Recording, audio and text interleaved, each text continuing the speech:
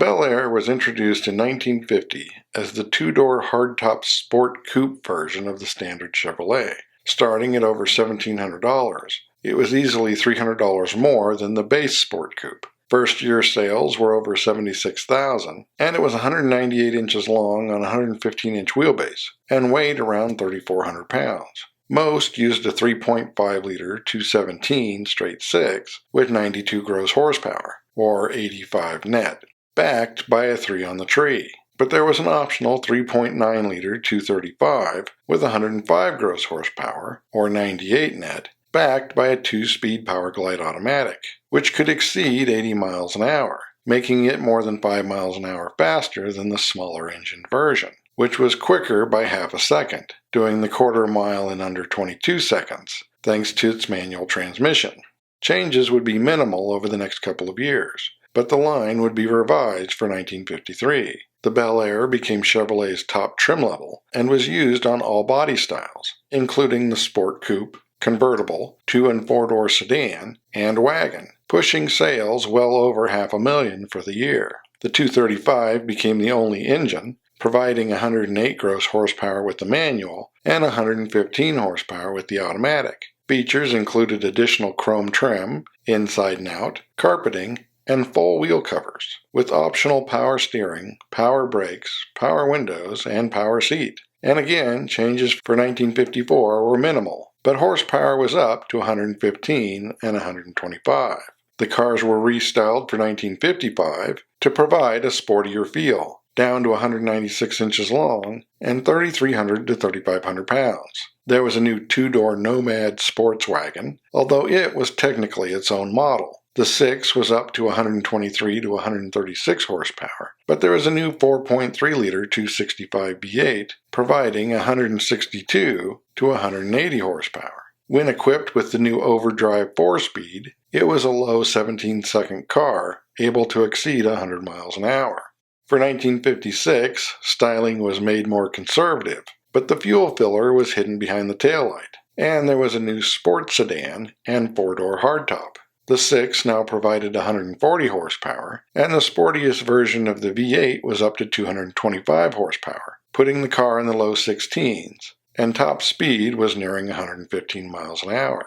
Styling was refreshed for 1957, and the body was stretched to 200 inches, while the V8 grew to a 4.6-liter 283 with 185 horsepower, or up to 283 horsepower with the available fuel injection, which made it a 15-second car able to reach nearly 125 miles an hour. There was a new Bel Air for 1958 that included the Impala hardtop coupe and convertible, up to 209 inches long on a 115-inch wheelbase, and 3,600 to 3,800 pounds. But there was no longer a wagon, as the Nomad name had taken that over. And there was a new 5.7-liter 348 V8, available with 250 to 280 horsepower, and a 3-speed automatic, a combination good for a mid-16-second quarter mile. With the new styling of 1959, the Impala became a separate model, which put the Bel Air as the mid-range trim package, and size increased to 211 inches on a 119-inch wheelbase, and 3,500 to 3,700 pounds, and the top 348 was increased to 315 horsepower.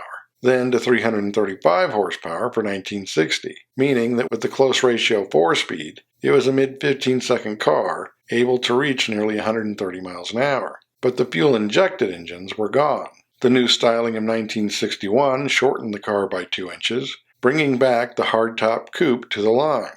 And a 6.7-liter 409 became available, providing 360 horsepower. For 1962, the 4-door hardtop was discontinued, but the wagon returned to the line. There was also a new 5.4-liter 327 V8 with 250 to 300 horsepower, and the 409 was up to 380 to 409 horsepower, putting top speed at 140 and dropping the quarter mile below 15 seconds. The coupe was gone again for 1963, and the base engine became the new 3.8-liter 230 straight six, providing 140 gross horsepower, while the 409 was increased to 425 horsepower, making it even quicker. The 1964 model saw little change outside the annual updates, but the cars were totally restyled for 1965 and gained another engine option. a 6.5-liter 396 with 325 to 425 horsepower. Length was up to 213 inches,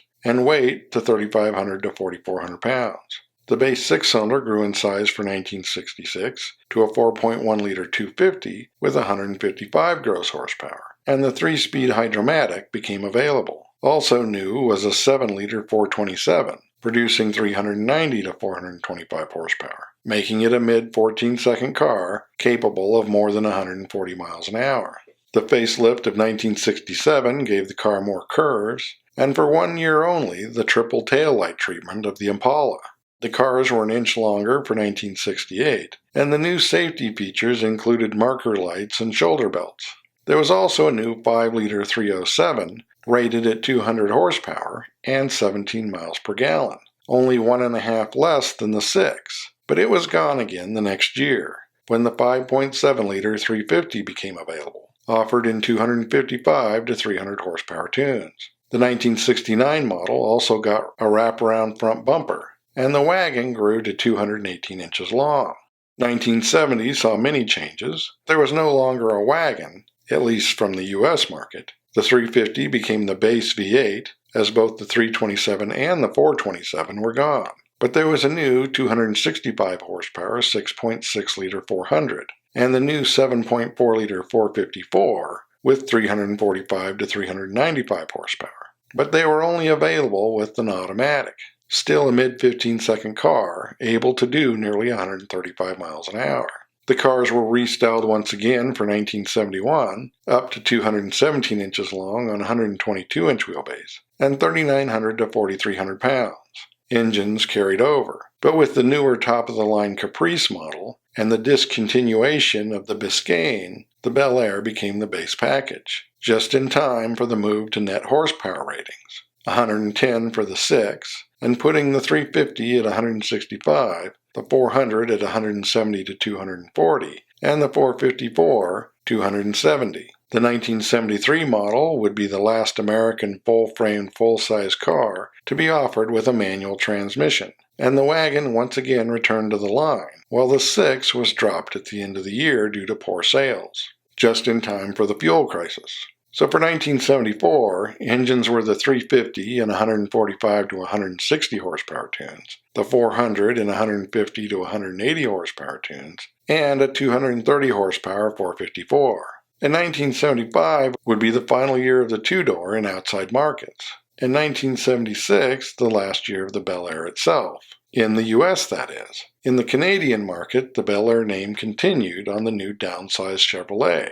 Really just a base Impala. It was 212 to 215 inches long on a 116-inch wheelbase, and 3,600 to 4,200 pounds, offered in coupe, sedan, and wagon. And the 4.1-liter 250 straight 6 returned as the base engine with 110 horsepower, with an optional 5-liter 305 or 5.7-liter 350 with 140 or 170 horsepower, an 18-second car capable of 115 miles an hour. It would get a facelift for 1980, and the Buick 3.8-liter B6 became the base engine, still with 110 horsepower. The 350 was dropped, although an Oldsmobile 350 diesel was added, as well as a 4.4-liter 267 V8 with 120 horsepower. But the 305 was up to 155 horsepower, which put the car in the low 19s, with the top speed just over 105.